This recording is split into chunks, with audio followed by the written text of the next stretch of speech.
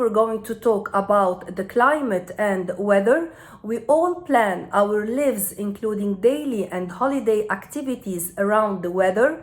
In this physical geography course, we are going to talk about the difference between weather and the climate and the 5 factors of climate: latitude, elevation, wind currents, ocean currents, and topography. So let's start by the difference between weather and the climate. What is the difference between weather and the climate? Weather is the atmospheric condition, temperature, wind, precipitation of a specific place at a specific time. It is the short-term view. An example of weather might be the weather in Dubai right now is clear with a temperature of 37 degrees, 0% chance of rain, 40% humidity, and wind 37 km per hour. Climate, however, is the long average or typical weather conditions in a place or a region, usually over years. An example of climate would be Dubai has a desert climate with very hot and humid summers from April to September, and generally warm and dry conditions in winter from October to March. The majority of the rainfall occurs during winter months. We often use a climate graph to be able to show the average of temperature and precipitation and to describe the climate of a region. Here we have the climate chart of Dubai. It shows that the average temperature ranges from 20 degrees Celsius in January to 36.5 degrees Celsius in August. Here are the average temperatures. For the precipitation is poor and amounts 95 millimeters per year. Most of rainfall occurs from December to March or April. The rains usually occur in the form of showers, brief but intense. In summer, it never rains. Here is the average precipitation. Now, perhaps the most fundamental question about weather: why do temperatures vary from place to place? The answer requires us to understand the 5 factors that combine to create our climate. Those factors are latitude, elevation, wind currents, ocean currents, and topography. Let's first discuss the latitude, which is by far the most important factor of climate. All comes down to the relationships between the Earth and the Sun. The energy of the Sun drives our climate and supports all life on Earth. The Earth is 94 million miles away from the Sun. It takes 8.5 minutes for the Sun's light to be able to reach the Earth. We need to understand 2 words, rotation and revolution. To rotate means to move around an axis point or spin. To revolve means to move around a certain object or another object. Now the Earth both rotates and revolves. The Earth will rotate on its axis every 24 hours, which gives us the days and the nights, and revolve around the Sun. It takes 365 and 1/4 day to complete this revolution. 1/4, that's why every 4 years we have leap year. It's how calendar accounts for that extra quarter day every year. So the Sun gives us light, but the most important is the impact of its energy or the solar radiation on the Earth. The Sun's energy striking the Earth in terms of temperature. In this photo, the blue color at the poles is the coldest part of the Earth, and the red color at the equator is the warmest part of the Earth, where the temperature is greatest. We call the amount of solar energy that strikes any given point solar insolation. The word insolation comes from the word sol, which means sun. Most of the solar energy seems to be near the equator, and this is not by chance. The solar energy that strikes the poles of the Earth is only 40% of the solar energy that is striking the equator. The closest you are towards the equator, the more solar energy you receive, and the further away you are from the equator, the less solar energy you receive. There are three major reasons for this. First of all, the first reason is because the Earth is a sphere. The angle of the sunlight that strikes the Earth, also known as solar incidence, is different depending on the latitude of the particular point. If you live in the tropics, twice a year the sun is going to be exactly over you. So on those 2 days at noon, your shadow will be exactly underneath. This is because the sun is exactly 90 degrees perpendicular to the ground. However, if you are in Alaska at 90 degrees latitude, the sun's rays hit the ground at an angle that is going to spread that same amount of sunlight over a greater area. This means that the solar energy is less dense at the poles than at the equator. The second reason is because the Earth is tilted about 23.5 degrees on its axis. This tilt in the Earth's revolution means that the sun's energy doesn't sit over the equator all the year. For example, on December 21st, the sun's energy rests at 23.5 degrees south latitude at the tropical Capricorn. At the North Pole, the further you are above the Arctic Circle, the longer you will go without any sunlight. For example, if you are at 75 degrees north latitude, you won't even see a sunrise between the last part of October and the first part of February. And below the Arctic Circle, the days are shorter as you move towards the North Pole from the equator, as the sunsets come earlier and the sunrises come later. But in the southern hemisphere, we see the effects of the sun are exactly the opposite. Below 75 degrees south latitude, at the same time, you're not going to see a sunset. Since the center of the sun's energy is focused upon the southern hemisphere, temperature in the southern hemisphere is going to be greater than at the northern hemisphere. But remember, the Earth continues to revolve the sun. 6 months later, on 21st of June, the situation has completely changed.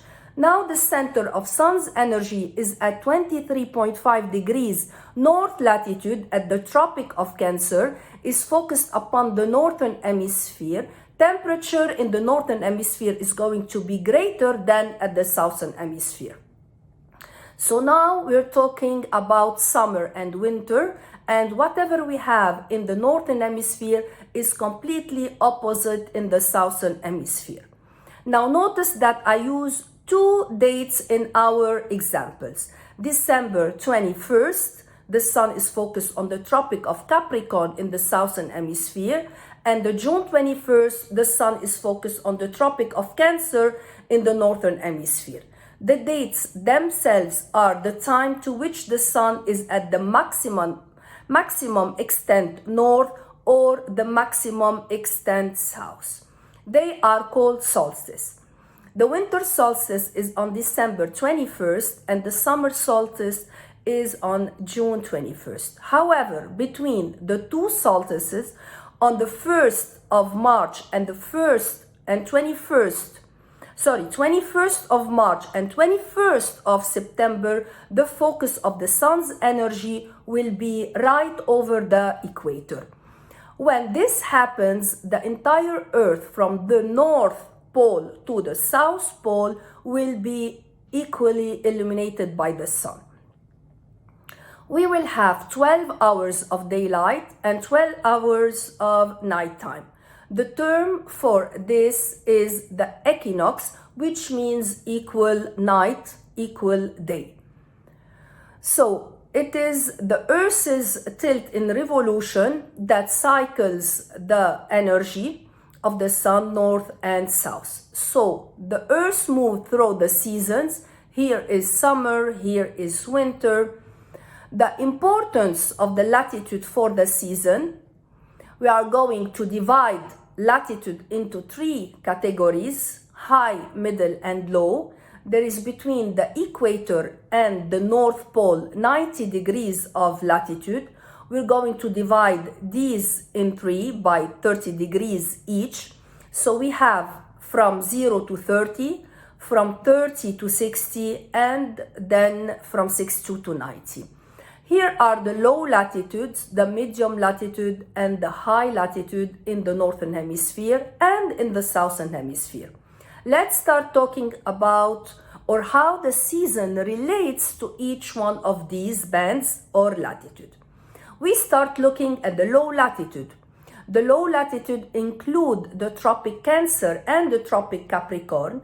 What's special about the tropics is the sun is always focused over the tropics all year long. So they are warm all year long, and there is no winter, even no fall or spring. The tropics has 2 seasons, a warm dry season and a warm rainy or wet season. In fact, some areas will only have 1 season where it's warm and wet all year long. Now, at the high latitude or polar latitude, here you can see that the Arctic and the Antarctic circles run through these latitudes till the north and south poles. Here the temperatures are cool, there isn't a summer, and just like the tropics, there isn't even a fall, spring. Instead, we have 2 seasons here, polar day and polar night, which corresponds of the times when the days are very long or the days are very short. Then there are the middle latitudes or the temperate latitude. Due to the Earth's tilt and revolution, these latitudes go through the full cycles from hot to cold every year, because they are on average not as hot as the tropics are, not as cold as the poles are. These latitudes have all 4 seasons: spring, summer, fall, and winter. Now, these solstices and equinoxes mark the seasons. The winter solstice begins winter. The spring equinox begins spring. The summer solstice begins summer, and the fall equinox begins fall. These seasons are all caused by the revolution of the earth and the sun, and the earth's tilt 23.5 degrees. So the latitude is the most important factor of climate. We just discussed how the seasons of the earth are different based upon latitude due to the tilt of the earth and the earth's revolution around the sun. So the further away the equator you are, the cooler you're going to be, and the closer to the equator you are, the warmer you're going to be. This is why Lagos and Nigeria at the low latitude will be warm all year long. However, if you go to Russia, which is north the Arctic Circle, the temperature will be much colder. The next factor is elevation. Elevation is the height of a location above sea level, usually expressed in feet or meters. The elevation impacts the temperature of a climate.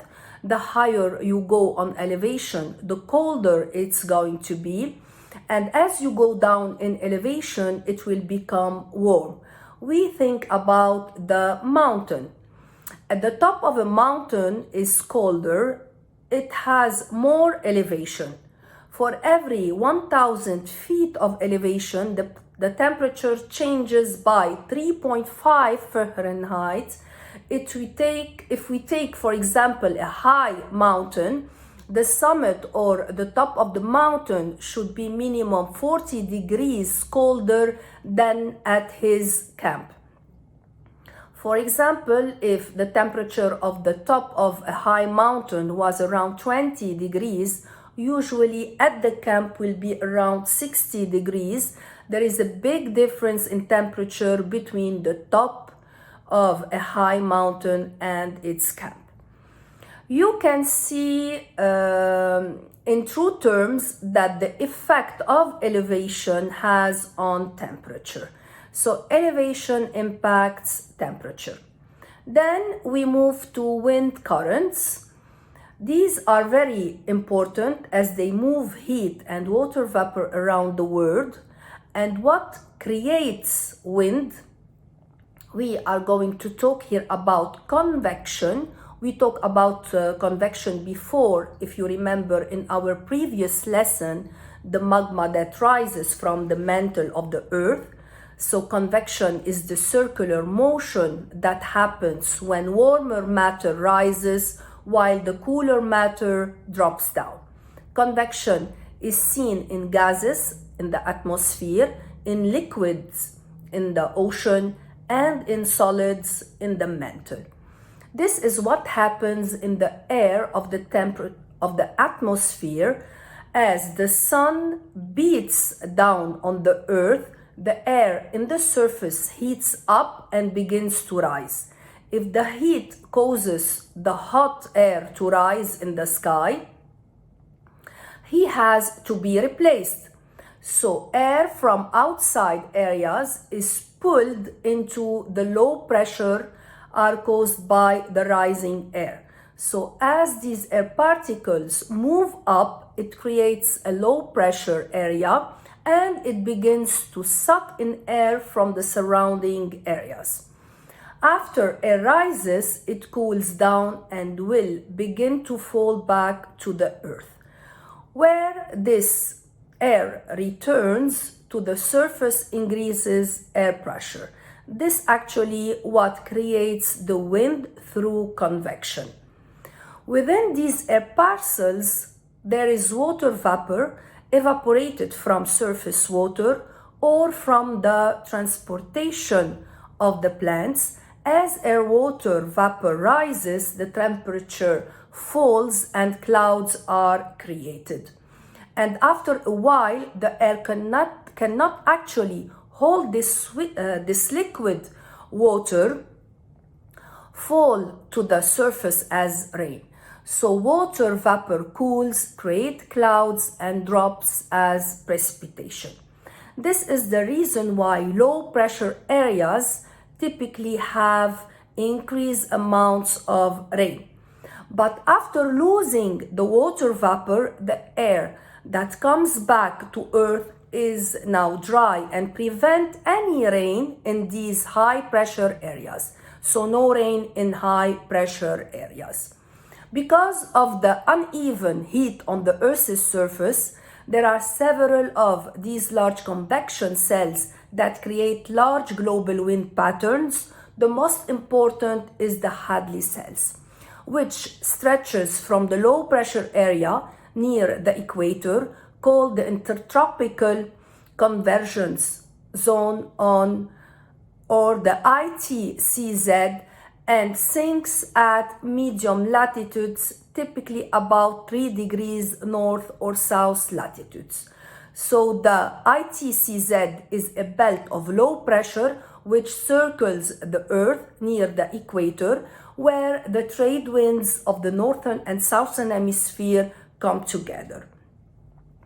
So this is the reason why most of the desert are found there along 30 degrees north and 30 degrees south latitude.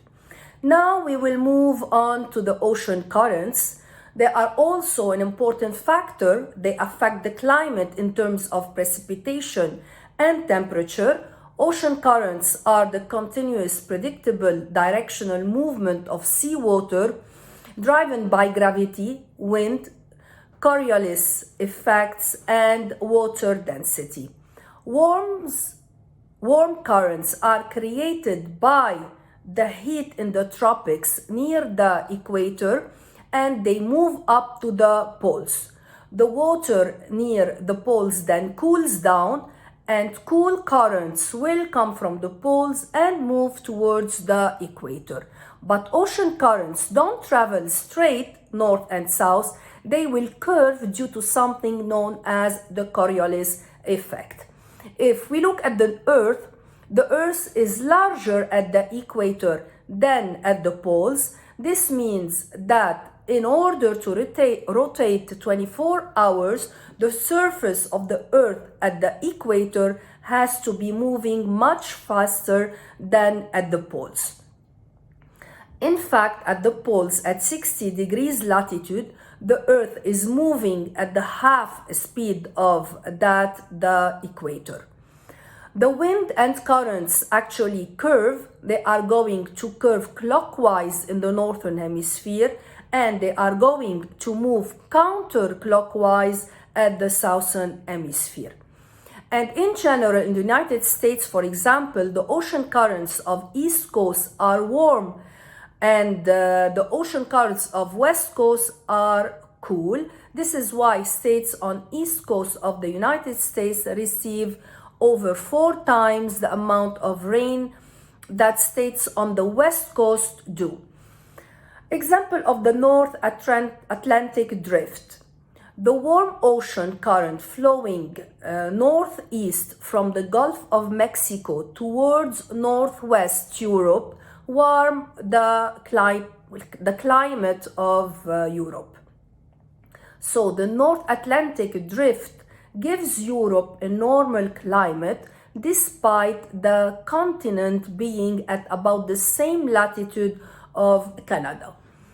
Also, due to North Atlantic drift, if we will take Dublin, for example, in Ireland, has a temperature of 80.5 degrees warmer than St. John in Canada. Even though Dublin is closer to the North Pole, St. John at 47 north latitude and Dublin at 53. In other way, that ocean currents impact weather is that because water heats and cools slower than airland does. So places on the coast do not have extreme changes in temperature as do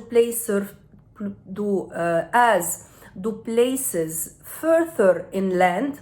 So the ocean waters moderate the climate of the region that are near to the coast. The effect that being interior continent away from oceans is called continentality.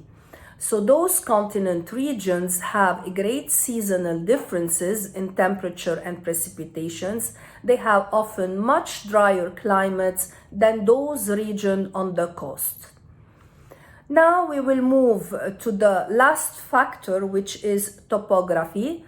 In general, topography means the arrangement of the physical features on the earth, but in terms of climate, topography means the impact of mountains, the impact of elevation, specifically on mountains.